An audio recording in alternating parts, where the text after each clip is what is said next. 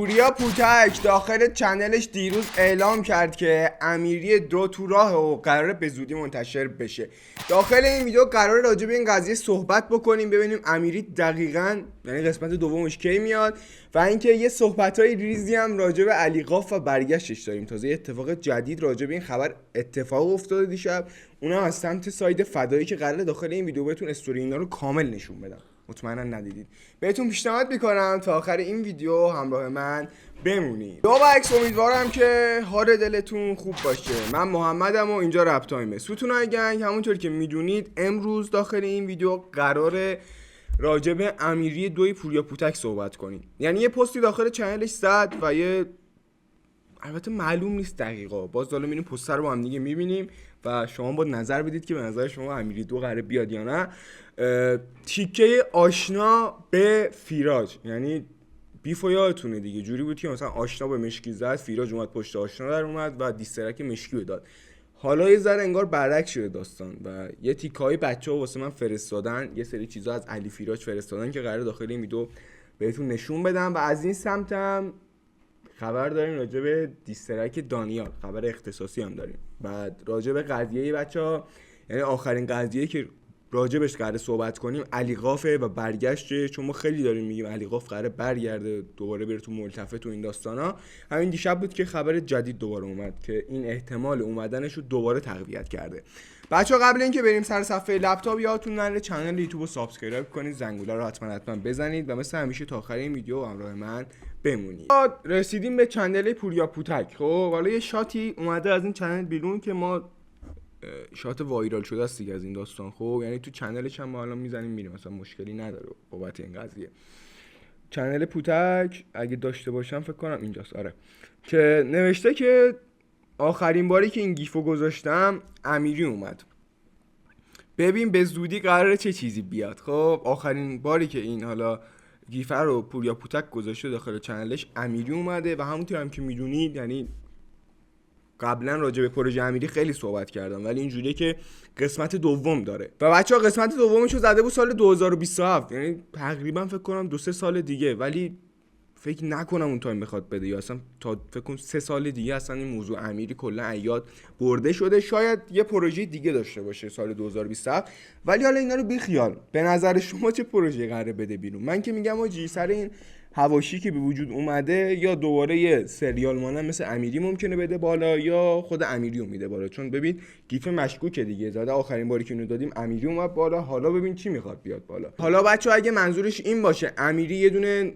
حالت فیلم موزیکال بود، شاید هم دوباره یه پروژه دیگه اینجوری قراره از پوتک ببینیم، چون خودش هم گفته دیگه تا آخر امسال 4 تا پروژه ازش میاد بالا و دقیق نگفته تو اون 4 تا پروژه چه چیزایی هست. بچه‌ها اگه خبرای امیری پوتک رو میخواید، حالا متناشو میخواید، تو چنلمون کافیه سرچ کنید امیری. چنلمون هم اگه ندارید بچه‌ها الان بهتون نشون میدم چجوری داخلش جوین بشید.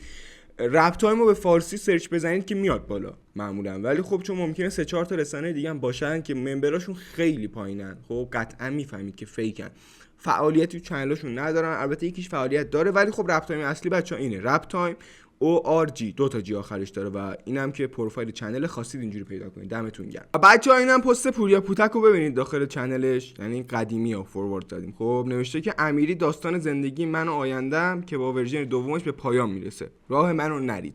داره میگه که آقا امیری یه قسمت دیگه داره که امیری 2، یعنی ببین امیری 3 امیری 4 نداریم، کلا 2 تا قسمت داره که یه قسمت دیگه شمال 2027 میگم میاد و اینکه دیگه تا اون موقع اطلاعات دیگه در دسترس نیست و هیچ خبری هم ازش نیست متاسفانه.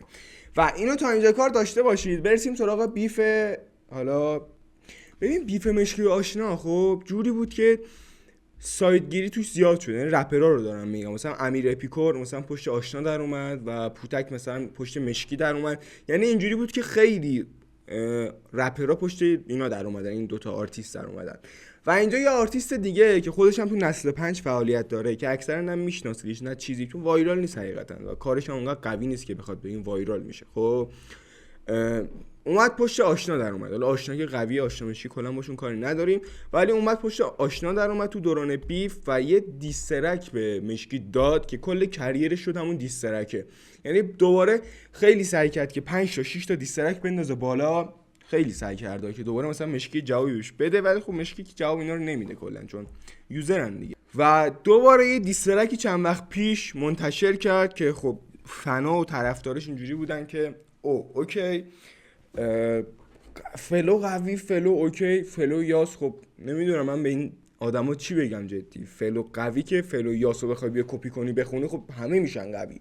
فکر کن مثلا نمیدونم سورنا مثلا بیاد رو فلو یاس بخونه، خب اونم میشه 10 برابر قوی تر. تتلو بیاد رو فلو یاس قویه دیگه، میدونیم هممون. اینکه بیا روش بخونی و شعرتو اونجوری بنویسی تازه نصف تیکه کلامو رو برداری اسکی بری، دلیل بر قوی بودن موزیکت نیست. دلیل اینه آقا کپی زدی.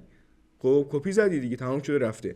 یه ویدیو هست من تیکاییشو مجبورم بهتون نشون بدم، خب که میگن آشنا به فیراش تیکه انداخته. یعنی واقعا اگه این حرکتو زده باشه آشنا فهمیده طرف چه شخصیت کلا تخمی داره. اینو بریم با هم دیگه ببینیم و برگردیم تا ادامه ماجرا رو بهتون توضیح بدم.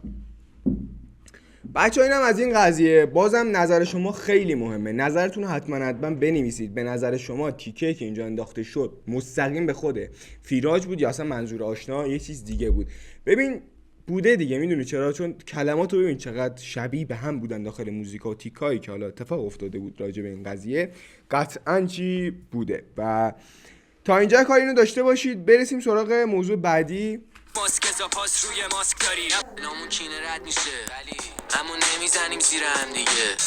بالا اومدیم چون نمالیدیم به جیبمون مالیده شده که اونم پی سختیه. یه چیزی تو دلم میگه بشم یه گرگ وحشی که برا تو دهن جامعن یه لقمه چربیده. گاهی وقتا میگم آدما کاش شبیه خوک بودن چون مال خودشونو میخوردن جا گوه بقیه. موضوع بعدی بچه‌ها دانیال اصلی گفته که قراره تو چنلم، خب ببین الان ما اینجا چنل رپ تایم رو ببینید ما تموم پستاشو فوروارد می‌کنیم. بچه‌ها دانیال اصلی گفته بود که قراره هر 6 روز ساعت 6 و 6 دقیقه موزیک بندازم بالا، که یه سری حواشی وجود داره که میگن میخواد، ببین پستاشو ببین دیگه بچه‌ها، پستاش اینجا هست، ببین میخوام 6 روز یک بار ساعت 6 و 6 دقیقه یه موزیک بندازم بالا. خب و اینجام که یه پست پایین‌ترش اگه ببینید دوباره پریده به شایع.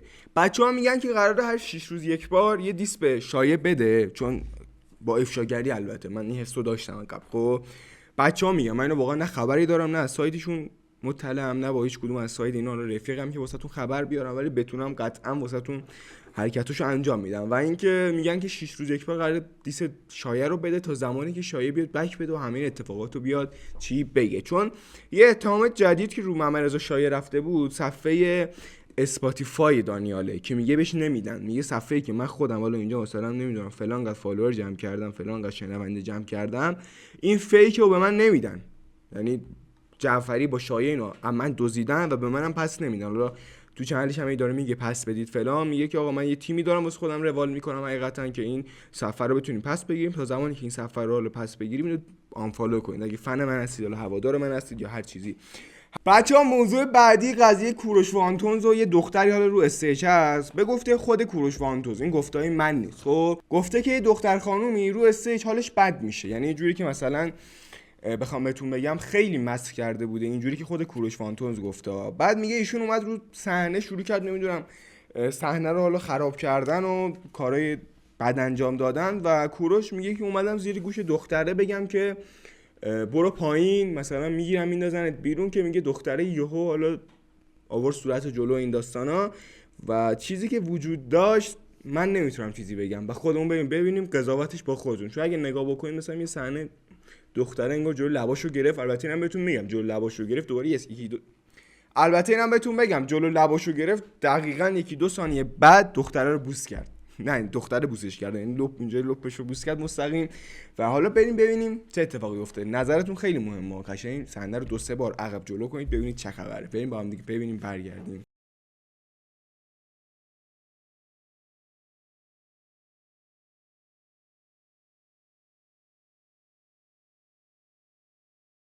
بچه‌ها میرسیم به موضوعات آخری ویدیومون که تند و سریع بهتون میگم قشنگ براتون جا بیفته. آقا موضوع آخری که داخل ویدیو قرار بهتون بگم موضوع آنفالو کردن رپرها، یعنی آهنگسازا رو داره آنفالو میکنه رپرهای عزیزمون. چرا؟